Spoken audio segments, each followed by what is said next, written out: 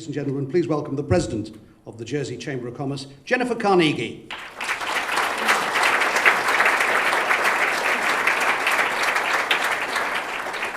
Thanks, Murray. I'd just like to add my welcome to everybody here this afternoon. It's great to see so many of you. Our thoughts are with Sabui and her family at the moment. Hopefully she'll make a speedy recovery. And with Chamber, we're agile. We're just, on it. Changes at the last minute, literally. Welcome, everyone. I particularly want to welcome our corporate tables that we have today. We thought we would give you guys a special mention. We really appreciate it. And also to the Royal Bank of Canada, who are our main sponsors today. So at our January Chamber lunch, we heard from the Chief Minister, John Le Cornu, about the year ahead being the year of action for Jersey, emphasising that the government's ambitious transition programme must show some tangible evidence of progress in 2020, after a lengthy period of preparation and departmental reorganisation. We would all strongly support the Chief Minister in that quest, for we all depend on the conditions set by the government for our livelihoods, public services and the way of life that we enjoy here on the island. Linked to our topic today, we should also take heed of the millennial generation, rapidly moving up the leadership ladder, who don't do deference and who seek real authenticity from their organisations and the bosses who lead them. I think this is a heartwarming trend, and it signals the decreasing acceptability of centralised command and control style leadership that can stifle so much initiative and make people's working lives unfulfilled, even miserable, into the bargain. Neither do a culture of fear or toxic leadership have any proper place in the modern world, and they need to be called out by all of us, particularly in the business world. It's our firm belief in the Chamber that everyone in the workplace has a right to be inspired, motivated and supported to deliver their best. That will only happen with strong leadership, and the payback for organisations and individuals will be immense. On to a little bit of Chamber business. We have had a committee called Chamber Connection for a few years now. Some of you have been members of that committee. And I'd like to take the opportunity to thank its chair, Adam Vibert. It's been a very successful committee, and much of that's due to his leadership. Adam couldn't be with us today, but we do say thank you to him for his hard work. It's represented younger Chamber members, and although inevitably those on that committee have gradually gotten older and moved on to other committees, we've identified that we need to make a connection between students and business. Therefore, we've set up a new committee called Future Chamber, which is being led by Nicole Maltwood of the Barclays Eagle Lab, and will be made up of students and those new into the business world. So we're very excited about that. The students who are not yet in the workplace won't be members of Chamber, but in the next month we will be launching a new student membership scheme. We've also set up an environment committee in response to the government's carbon neutrality pledge, and one or two of the members of that committee are here today. We thank you very much for that, and that's led by Jim Hopley, who is known to many of you. Our speaker today, as Murray mentioned, Howard, you have no idea how grateful we are that you are here today. Thank you so much. He's kindly stepped in for Charlotte and Sabui, who can't be here. Thank you for joining us today, and I'm very much looking forward to hearing what you have to say after lunch. As usual, finally, I'd like to thank our sponsors, Osif Marketing, Photo Reportage, Donnell's and Cooper's, and I'd like to invite Anne-Marie Vibert, who is the Managing Director of Royal Bank of Canada, to come and say a few words. Good afternoon, everybody. My name is Anne-Marie Vibert, and I am the Managing Director for the Royal Bank of Canada here in the Channel Islands, and I'm delighted to be here with you today. At RBC, we seek to enhance and satisfy the curiosity and ambition of our employees and create a workforce where they can have long-term and meaningful careers and opportunities to grow and develop. This sentiment is at the forefront of our people plan and underpinned by initiatives such as our group mentoring. The aim of this group is to connect RBC employees across all business lines and to hear and celebrate the voices of our future. We proudly support each employee's professional aspirations and provide them with the learning opportunities they need to excel in their current and future roles. In addition to supporting our employees, we proudly support the local community. RBC Race for the Kids, a family fun run which came to Jersey in 2018, provides our staff and the local community with a chance to come together, keep fit and fundraise for local charities that benefit our young people. To date, we've raised £74,000 for Mind Jersey's Youthful Minds programme. The money raised enabled them to create informative resources that allow our young people access to the right information regarding mental well-being. It has also allowed the programme to continue its work in reducing the stigma surrounding mental health. RBC's commitment to Jersey youth and the community as a whole is at the heart of many of our initiatives. And for this reason, we're very excited to hear from today's speaker on the topic of next-gen leaders. I would also like to take this opportunity to thank the Chamber of Commerce for providing its members with opportunities such as these, where we can take a moment to consider, converse, and connect as we respond to the ever-changing needs of today's business world. So thank you very much and enjoy your lunch.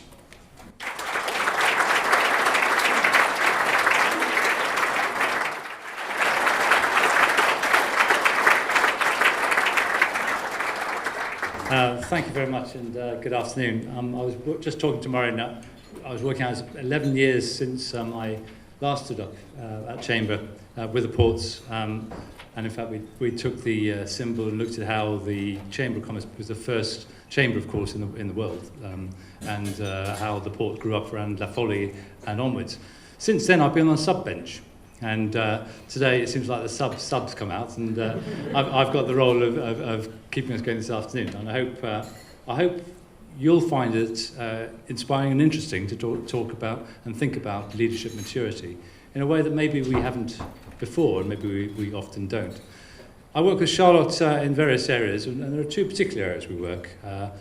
One is with an on-board program, we call it On the Board, working with chief executives to help them gear up to earn and build the trust of the board.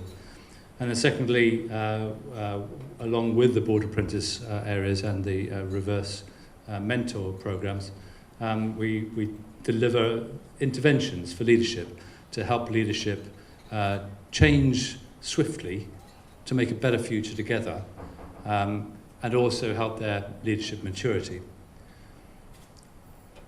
One of the questions we could ask then is, what is leadership maturity? Obviously.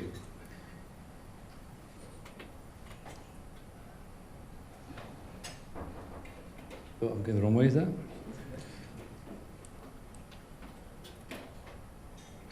And if I have an aim this afternoon, so if I was to be struck down ill as well this afternoon, these are the three things I'd like us to think about. The need to discover individually and grow our own leadership maturity. That's the growth mindset. The need to facilitate next-gen leadership. It's about us facilitating that leadership. That's the coaching mindset. And the need to learn how to do that. And we call that mostly conversational leadership.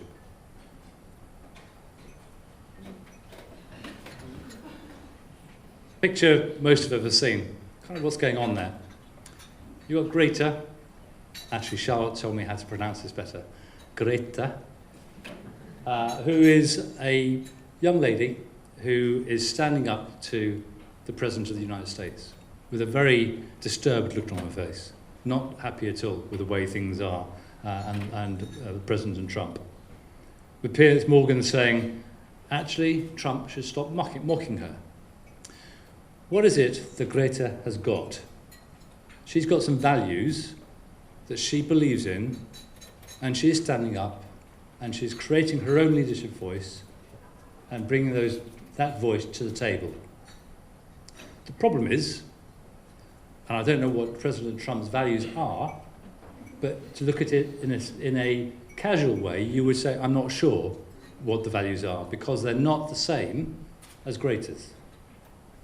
And when you've got different value sets going on between, in this case, for example, new gen and old generation, that is actually about conflict. And what's going on there is that there's a very ideological difference of conflict brewing between the millennials, the new generations, and actually what's going on. It's not about style. It's not about the taste in music. It's about much more serious, much more impactful things. It's about inclusivity, diversity, and power structures. This triangle shows a typical conflict spiral. So at the top of the triangle, where two people are actually trying to work together. I don't think that's actually ever happened in this case, but let's presume it did. And as people go into a conflict, as they disagree about their values or about other things, they go down one side or the other of this triangle until a point where they have become polarized. They've become polarized. That means they're now throwing things at each other, and conversations aren't conversations that are likely to get them anywhere. They're conversations that are going to stop because actually they're just throwing things at each other in Piers Morgan's words, mocking. And now Greta has probably got to the point of actually being quite aggressive, and it's like open warfare, and it's not really getting anywhere. And that's values-based conflict. And we know, and the work we do, Charlotte, is very much about what's happening in the boardroom as well. So ICSA, for example, the Governance Institute, says that in the boardroom, 75% of the relationship between chief executive and chairman are in some way dysfunctional. And when you have a dysfunctional relationship, you start going down this spiral from one side to the other. They also say that the 66% of boards say they're too uncomfortable to bring anything up at the boardroom table, anything of discomfort. Which means that the polarization is occurring in our boardrooms. We work in the health service quite a lot, and in England and in Jersey. And as we know that in the health service, and this is a good place to evidence what happens when chief executives and chairmen don't get on, or senior leadership teams don't engage well together. In frontline practitioners in wards, as they come down this conflict spiral, for every 10% of disengagement, of going into conflict, of going into a place they're not working out their best, for every 10% going down that triangle, patient mortality goes up by 2.5%. So we often ask organisations, what's your equivalent of a patient mortality? Because if that's happening in the health service, you can bet your bottom dollar it's happening in some shape or form for in every place where there's some form of dysfunction for your organisation. Now, of course, Greta's got a lot of people behind her, and Donald Trump's got a lot of people behind him. And now we've got the Facebook culture that exacerbates it, like or unlike. And this 50% echo chambering going off, saying, actually, I'm for them, and I'm for that, or I'm for this side. I'm for the hospital on this side, I'm for it on that side. I'm for Brexit, I'm not for Brexit. I'm for Trump himself, or not for Trump. And we find ourselves in a place where we have got a polarisation, in political terms, gridlocks democratic decision. Democracy starts to get gridlocked if our politicians can't work in a way which is resolving differences through value-based conflict. And that's unacceptable to next generation people. We are letting everybody down in society when we're not able to come to a resolution that is working for everybody in a win-win. Because in this situation, everybody's starting to look for a win-lose or a lose-lose. I want to win. For me to win, they've got to lose. I used to walk back to work when I was in Ports of Jersey, and I used to go into the leadership team and work with them. So it feels like I'm in a win-lose situation. Whatever I do, it's going to be, I've got to lose for this segment of society to win. And if anything, that's the reason that I couldn't stand that at some point anymore. I like win-win. What does the next generation look for in leadership as we go forward? Leadership as we now know it is changing. The new essential qualities of 21st century leadership is about, and we've heard it already, authenticity, or whatever that means. Patience, curiosity, conviction, love, vulnerability, courage, empathy, and creativity. It's not about win-lose. It's not about beating everybody else up to get what you want. It's the challenge of creating a culture where everyone feels they belong. It's a holistic view of the world, professionally and personally. It's a desire to do fulfilling work with people that share your values. And it's significantly different from the expectations of the next generation. So we believe that you need to develop a new kind of leadership maturity in order to address these challenges for leadership in the future, and especially with next gen. I worked in the States last year in the summer with some intergenerational, with next gen, G1, G2, and into G3 generations of a large farm. And the handover, the Generation 2 in this case, handing over to Generation 3, wasn't the issue about the Generation 3 picking up the reins. It wasn't about how they could pick things up. And their value set was very different from Generation 2. The issue was, of course, and we all know it, and we all go through ourselves, is how does Generation 2 let go to allow Generation 3 to thrive? And that's our challenge of leadership. And that's where I believe leadership maturity at a vertical level makes sense. So we all think of the owl as the good old wise owl. Is that because he's got a lot of knowledge? He's researched, he's got all the books, and he's researched what he's going to do. He knows how he's going to do it. He's been trained. He's been on all the courses. In fact, he's got 2 or 3 degrees by now. He's doing very well on the personal development. But how's that doing for his wisdom? We believe, and what we see is through the workings of various gurus in this area, that in fact there are 2 elements of leadership maturity. And the horizontal is very much about the normal personal development. The Myers-Briggs, the disc profiles are along this bottom, this horizontal. It's about what you've learned, what you've trained, what you're doing well, what your degrees you're taking, how you're professionally upskilling yourself to do your job even better. Lehman Brothers focused on that, and they focused on making decisions without values behind them, and we all know what happened with them and a bunch of other organisations in 2008. In this pictorial comes from a research guy called Claire Graves, and he would call that conventional. In other words, it's old generation leadership. Johnson & Johnson, who are a very well-known pharmaceutical company, went overnight from providing medicine that saves lives to delivering poison to the doorstep. The Tylenol scandal some years ago was a disaster for them. Some weeks or months before the Tylenol disaster, which was when all of a sudden cyanide was being put into the bottles of Tylenol on the shelves in Detroit. And people were dying, and it was a major issue for Johnson & Johnson. They'd met 3 months before or so to look over their values, their credo, how they live their lives. And they decided not to change it. And the credo was about promoting the health of all the people they provide medicine to. This is a very basic summary. And looking after their health and safety through their medicines over a long period of time. The FBI said, you need to just take the Tylenol off the shelves in Detroit.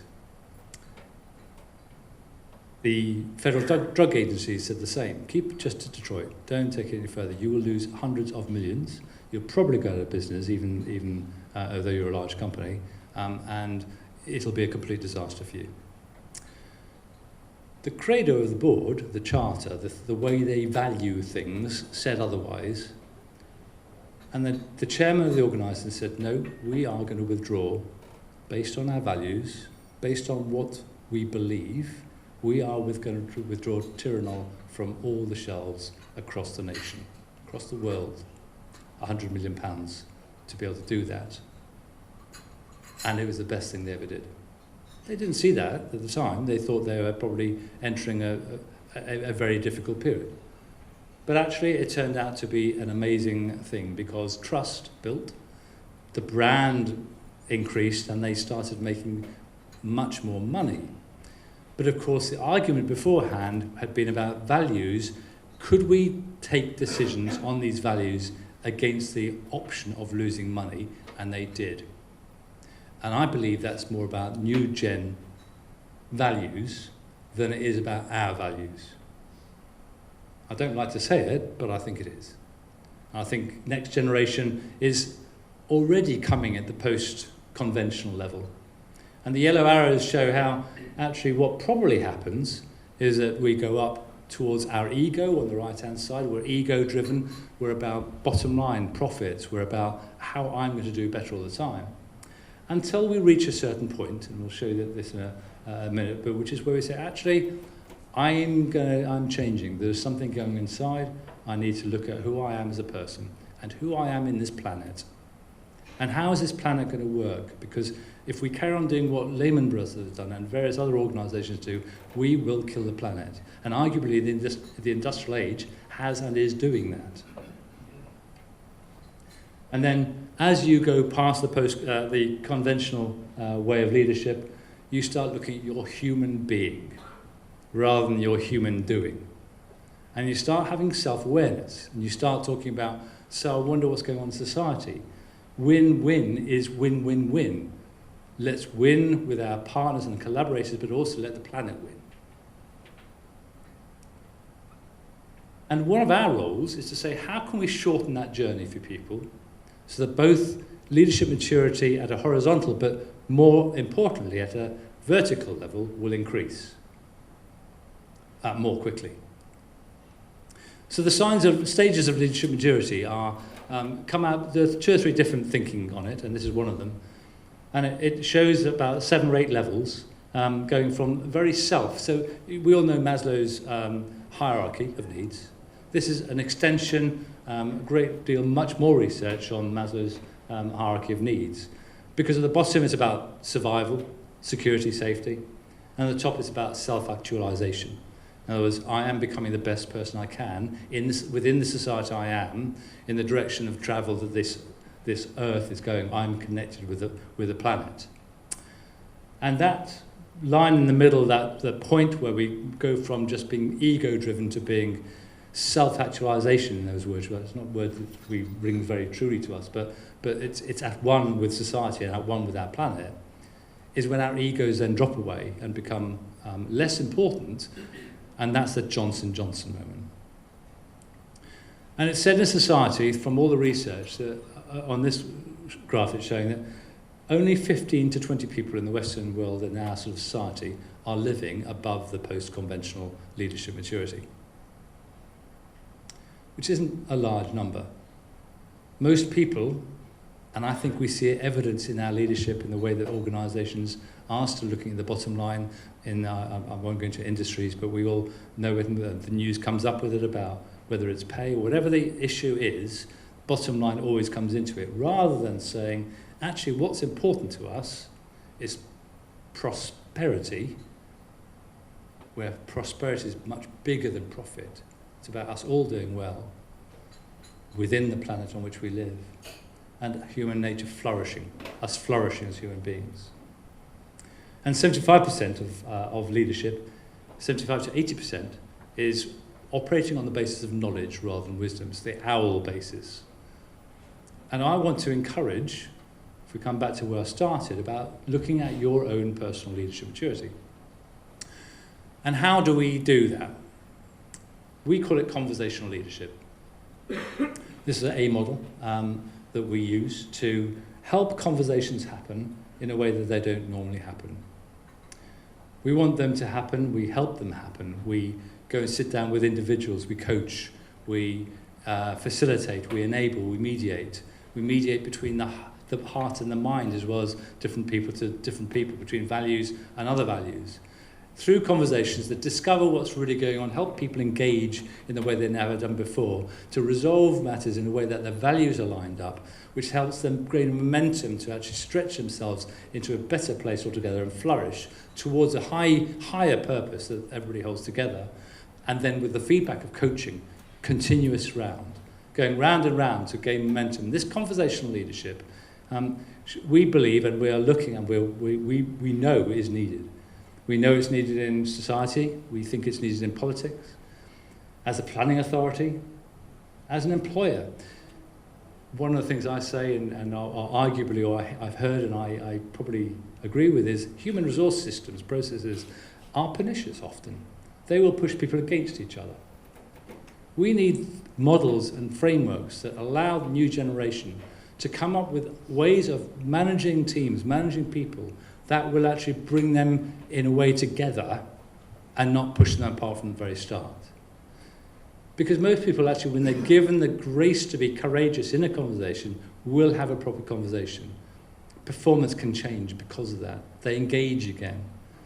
And the pernicious way of HR processes that actually start adversarial straight away push us down towards that polarization. The very processes that we've put in place in our generation just protect the organization at the cost of the human being. So we work with conversational leadership as a way to build leadership maturity. And you'll see that model, the way that's got a vertical axis as well as a horizontal. So you're working all the time on both horizontal maturity as well as vertical maturity. And that's going on in the boardroom. That's going on in education. We need to get to our schools. Our schools, our children are not being taught how to resolve conflict. They're not being taught how to deal with these difficult conversations, how to deal with bullies in the playground, how to deal with different values that they don't quite know what they are. We need to help them learn how to deal with difficult situations, discover what's going on, engage in a way they didn't know how to do before, and create a new paradigm for the next generation, starting at the schools.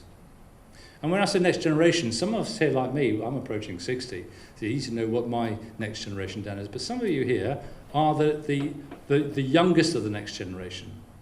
But don't think there's not somebody coming up behind you guys. They're still at school. And think about them, how you can facilitate and engage with the next generation, whichever your generation is, and change the way we make decisions. Change the way we make decisions in politics, in the boardroom, in schools, in the courts, in the HR processes, and we need to do this. And that then takes us in a direction that accelerates leadership maturity and accelerates movement in the right direction. And that's then enabling people to have these conversations that lead by example. We inspires others to join us. We let go of what doesn't serve us. We trust our instincts. That's the sort of leadership we want to build because we know we're doing it for the right purpose.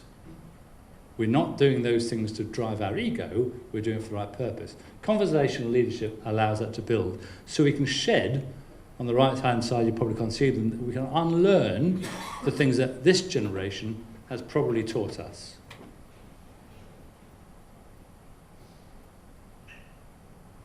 Vulnerability,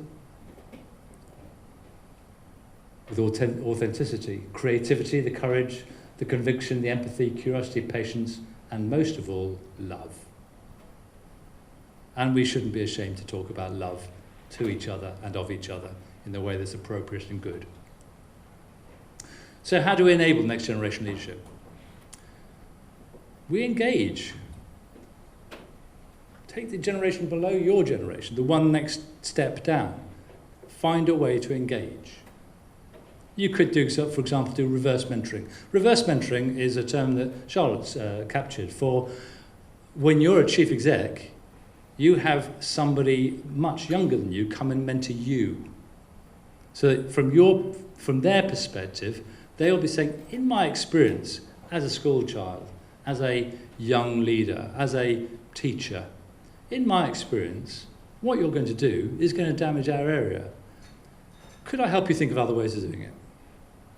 Or maybe, in my experience, what we tried in school was this. Be brave and get a younger mentor to mentor you as a leader. Have a boardroom apprentice. Invite somebody onto your board from the next generation, from a generation or two generations below you. Bring that diversity into the boardroom.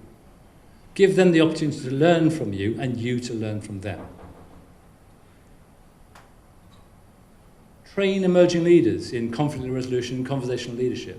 The picture of Dan there on the right is Dan. We've sponsored now at least, I think it's 8 people through mediation training about conflict resolution, how to have difficult conversations, and overall conversational leadership.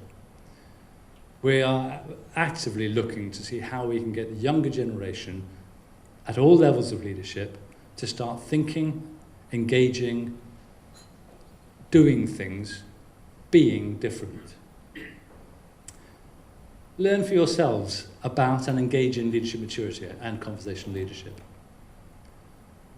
Think about what you want, what your values are going forward, where you want to be in 5 years' time, not as just a career path, but as a human being. What do you want to contribute to society? What would you like to value and be able to communicate as a strong value? Become mentors and coaches more. Don't tell people what to do so much. Don't even teach them sometimes. Just engage in conversational leadership that allows them to be empowered. And we should be doing that at all levels, but particularly with Next Gen, so that they can engage with you and we change the world one conversation at a time. You will empower them. Just to finish, I just want to quote to the Extinction Rebellions. The millions of young people from 130 nations walking out as one planetary vote across religions, ethnicity, nationality, etc. Keep the pressure up, Greta. All these other next gen people. Keep the pressure up, says Jeremy Rifkin. Engage politically. Push out the old people. Oh, bugger. Because they don't know what to do. We don't know what to do. The next gen does. They just don't know how to do it. They haven't found their leadership voice yet. Give them a leadership voice by coaching them how you can reform to create that leadership voice, but let them have their voice. Thank you.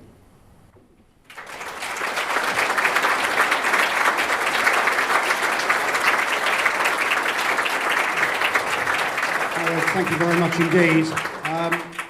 Could have been a pin drop in the room. There's a lot of people doing a little bit of self-examination at the same time of, oh, is that me as well? Yeah, it's all of us. Thank you, because as we've already discussed, this was arranged overnight, and you wouldn't have known that just from seeing what you've just seen and what you've just heard. There may well be some questions in the room, and if anybody has any questions, any discussion points, anything they want to put to Howard, now is that opportunity. You'll notice there's no Slido, which means that we can talk to you again. So, if there is a question right now is your opportunity. Please raise your hand and I'll pop over with a microphone and you can share it with not only Howard, but with the rest of us. Anyone in the room got a question, a topic, a subject related to that you would like to ask? Now is the opportunity to do so. Don't leave me standing here on my own. Thank you. 2, 1, 2. I'm going to come back to our chief sponsor in just a minute. Peter. I'm Peter Wall. I'm a colleague of Jennifer's in a leadership consultancy called Amicus. Howard, thank you very much for that very interesting talk. So you're talking about win-win scenarios, and you were quoting the employment situation as one where people get into pernicious and combative situations quite quickly, as much as anything driven by things like employment law and the ability of people really to wind in companies by playing all sorts of personal cards. Equally, there might well be bullying on the other side, or there might be harassment, or there might be less than good behaviour. So how does that all unwind in the win-win world? What's got to change? Conversations, Peter. In my experience, and all I can talk about is my experience now, in the last 4 or 5 years of working with teams where usually we work with teams from 2 people to, I think 42 is the largest in one go we've worked with there.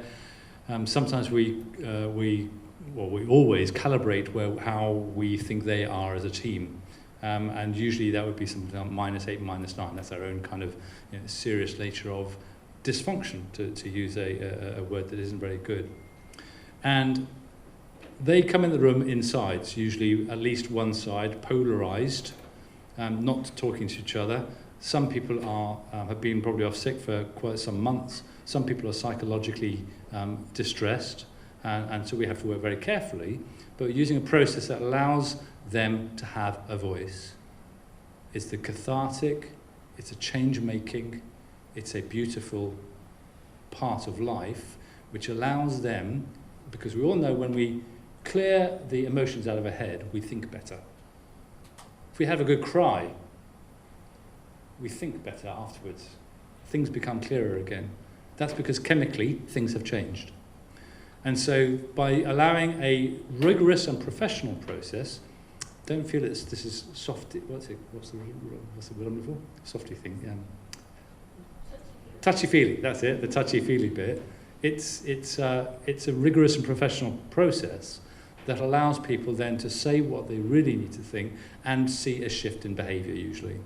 So we see people change behaviour over a fairly short period of time, swift we would call it, so they get into a better place and in a sustainable place. So we're fundamentally rebuilding trust, rebuilding courage to be able to say what they need to say, rebuilding commitment, joint commitment, rebuilding mutual accountability, so that when they leave the room, they're going to hold each other to account for continuing the change towards a common purpose. So performance does change. Bullying can change completely when people take responsibility for their part in things. So if you reflect in the mirror sometimes how things are for the other person, like restorative justice, we see changes. And one point, Peter, I'd say that I'm not sure it's the law that I'd say is pernicious. I think it is an extreme word in some way. I think it's policies and processes and the way we are seeking to protect the organisation rather than protect the human being. And I think that's set up in post-war into the 60s, 70s of protecting, and we have exacerbated in my generation. And I'm not sure it's the law. I think it's the way we implement it. My personal experience. Question from Anne-Marie. So thank you very much, Howard. It was really thought-provoking, and I just wondered, so clearly there needs to be a shift in behaviours. Are you seeing it, without sort of naming organisations, but in your role, are you seeing places doing this particularly well at the moment, or would you say that practically everybody sort of needs to change? And I certainly couldn't say everybody needs to change. What I do know is that, of course, we work with people who want to change. Jim Collins' book, Go From Good to Great, as a change. It doesn't mean to say you're terrible in the first place. You may want to go from a place where you aren't happy together, satisfied with the way you're working, to a better place. We do tend to work with a lot of people who are also in a, whatever the word they would want to use, but they wouldn't use the word good. And we would help them go from a good to, wherever that is, whatever the word they would want to use, to a good place. Personal perspective, again, is that I think there are some organisations that are in the post-conventional place, and thankfully, I think a lot of us remain in the conventional place, not getting past that line. We're what would be called in those colours a blue organisation, and we need to get past it. Other questions? Anyone got? Oh, we've got a variety to choose from. Let me go to this one first. Hi, my name's Amber. I'm on the RBS International Graduate Programme. So it was really good to hear your views as someone who's hopefully will be up and coming within the bank. And I'm just quite intrigued by, obviously I'm taking inspiration currently from my leaders that I'm surrounded by in RBS now. How can I avoid falling into the same trappings for future generations that are going to come after me if I'm taking inspiration from current leaders? Wow. Can I take a minute? Do you know, as I stand before you guys, I'm very aware that I'm nearly 60. And I'm not sure that I can answer that authentically, because I'm not you guys. But I can say that if you have the courage to be who you are, and you have engage with people that will help you find out how to have your leadership voice and kind of insist on it. Help me, coach me, don't tell me what to do always. Help me, coach me, mentor me. Ask for it so much that you will get it. You will not fall into that trap. Even asking that question means I just don't think you would fall into that trap. But learn. Learn. There's a phrase I'm starting to use a little bit within the process, which is about proper form. In other words, take mediation and coaching together. It's a form of conversation. Proper form, well polished towards perfection, becomes mystical. And that's talking about the zone. When you go to the zone, really, you go from I can just about do this to practicing really hard, my violin playing, for example. It's not quite as good as that, but you get into the zone where you've polished what you do so well you can do it in the zone. So it is also about learning conversational leadership to make sure that even if those that might not let you do it, you can find a way to have a conversation that changes their mindset, the way they, or they influence you, if that's the other way it needs to be done. It's an open and transparent conversation with courage. Is that? Thank you. Howard, over in the corner, right at the moment. Hello, Howard. Hello. Hi. Hi, Caroline. Obviously, it's wonderful that Chamber today has had a number of people willing to come and talk about the next generation of leadership. But to what extent do you think, if we're really going to give a voice to young leaders, we should actually put one up on that stage and let them talk to this forum? I would love that to happen as well. That's why I say I feel somewhat, I'm nearly 60. I know I don't look it. I mean, it's obvious, isn't it? It was a real shock to you all, but I am, and I would far prefer to have the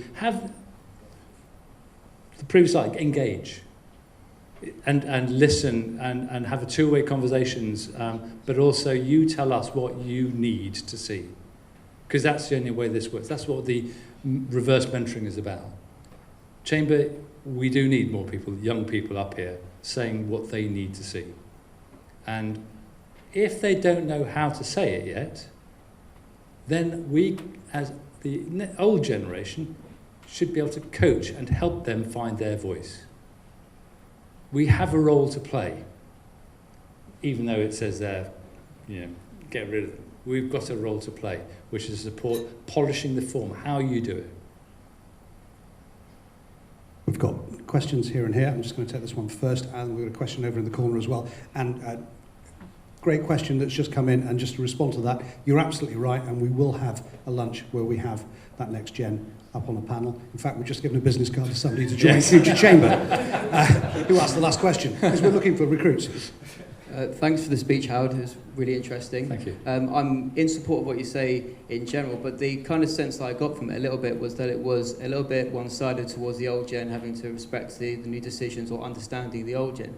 But we just had a situation in the UK where the UK government has now having to legislate against cancellation of speakers within universities in these safe spaces. And I find, from my understanding, is that a lot of people that I speak to in the older generation are wanting to learn, and actually there's an intolerance in the woke crowd, an intolerance in the younger crowd, and I think just as much attention needs to be paid to those as it does for the older. And do you have an experience of actually changing attitudes within people who maybe have higher virtues or higher moral standards than, say, the older gen? They've gone too vertically, yeah. They've gone too vertically, yeah. I was talking earlier on, actually, with Anne-Marie, I think it was. We were talking about this word passion. And how some people, when they get into this kind of this vertical development, talk about how passionate they are about something, and that word passion sometimes then develops into the raison d'être to why they can force their way through. I'm passionate about it, so I have a right of way here, and I think that's one aspect of it. And I guess that today for me has been aimed towards next gen and supporting their development. But it is absolutely most important to be balanced on that, so that we're here, we work with all ages, and that's why we train young people, but we're training people across the spectrum. And I completely hear your point. Today for me was about next gen. couple more questions coming up, one at the back and one just here. Hi, Rory Steele from Digital Jersey. As an I would say ex-teacher, still going every now and again, it heartens me to hear you say that we don't give enough time for the young generation to learn how to resolve conflict and all those things. But coming from that side of things, the pressure to deliver the subjects, the A's, the grades that are needed comes from industry and comes from parents. So until that time is released from industry, I find ourselves in a kind of vicious cycle at the moment. So how do we give schools the opportunity to change the pressures of those grades if the businesses are still asking for that search of information rather than wisdom? Conversations. I know it's a bit of a cliche answer, but I don't know anything else other than conversations because I don't know the answer. But I do know that the way we're trying to find those answers is people we have worked with and helped train through some of our programs who are particularly interested in the education sector because they are either teachers or related into the sector. We are working this year to help them engage with head teachers, with schools, hopefully with politicians as well, about how we can start having those conversations in a way that is meaningful and real, and that we don't let it go. A lot of this is about resources. I mean, this is a cultural movement in our view, and it's almost like picking where's the priority, because I think education. That's why it was in red, because I think that's ultimately always the next generation. Does that answer? It does. I just hope those conversations are heard in the political arena, because we've not been known to change our ways easily or quickly, but we are a place that we says we should, and I think we should do that. And I think pressure comes from businesses and parents to the government to make those changes within education. Before we go to the final question, I've got the Assistant Minister for Education sitting here. Oh. It would be incredibly silly of me not to have handed him the microphone. Oh, Murray, you're too kind. Good afternoon, everyone, and thank you very much, Howard, for that speech. It was very interesting. I mean, given my age 32, I wonder where I sit on your next-gen slide in leadership anyway. But it's a really interesting point that Rory raises, because within the curriculum, I mean, even if you go a bit further, the pressure that the students are experiencing at the moment in order to hit those grades, where we've had things like grade inflation amongst jobs, the higher level of requiring, what used to be A-levels, now degrees and things like that, immense pressure on our young people to get there. And there's always in education, we've always got someone on the curriculum saying, oh, can you just add in this, can you just add in that, whether it's resilience, whether it's mental health. There's always someone who's got something which would be incredibly valued to the curriculum, but of course it's always, if you want to delete something, what would you like to get rid of? And actually people aren't necessarily keen at getting rid of things out of the curriculum. Yeah. Jeremy, it's Jeremy, isn't it? Yeah. Again, I don't know the answer to that. I'm not an educationist. So I do believe that there are different ways of achieving that. And it's about generating the options and coming up with, and it's not necessarily about curriculum. I think I don't think we're saying it should be just this on the curriculum. I believe we're looking at saying how, and we are talking about emerging leaders a lot of time here as well.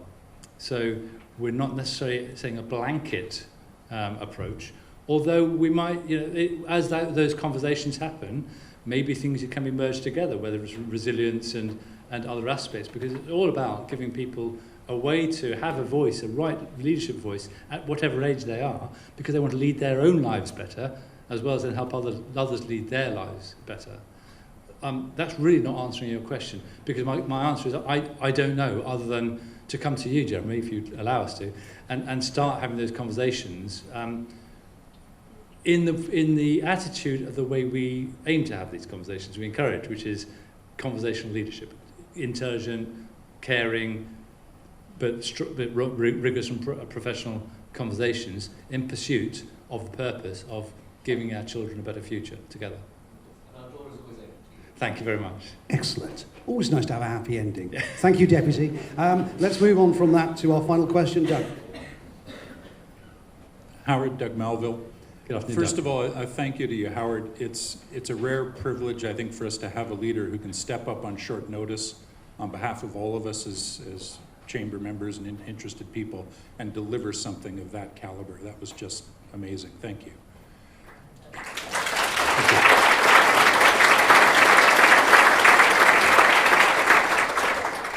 I need help. Can you mentor me? Too. I'm a parent of 4 next-gen folks, and I buy into this. I want this for them. And yet we're up against media, social media, both of which are caught up in this whole fake news and everything else and the whole spectrum of stuff we see in the media every day, and the digitization of the conversation. I go to a local coffee shop and I see 4 kids all on their phones. They're not talking to each other. They're all interacting through technology, sometimes with each other, but often with people who are not there at the table. What's the advice that we offer them to pick up this torch when we're actually losing the ability as a society to have face-to-face conversations, one-on-one, small groups, and perhaps even more broadly as a society?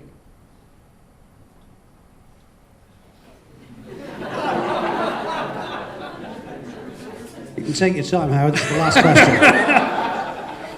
But it is the problem, isn't it? It is the problem. And my only response is we've got to start having the conversations, because we have Facebook like and unlike, Trump yes or no, Brexit yes or no. We've got to find a way to start joining the gaps and have conversations to give our young people of the future a better chance. But we cannot, I don't believe, tell those young people what to do, but we can, I believe, find emerging leaders from amongst them and engage with them about how they can help that change happen. Again, a fairly nebulous answer, I admit. But I don't know how else to do that, other than by being purposeful in our conversations. But it's got to be a bigger movement than just a few people working in the Resolution Centre, which it is becoming a bigger movement. Have you got any thoughts on that, Doug? Don't make me walk all the way over there. I've struggled with whether I try and enforce a technology-free household. Whether we have meal times where the phones are banned, or even after, goodness knows, after dinner. If I came back to the principle, I'd say let's talk about values. Let's talk about values. What is it that's really important to you? What is it that's important to you?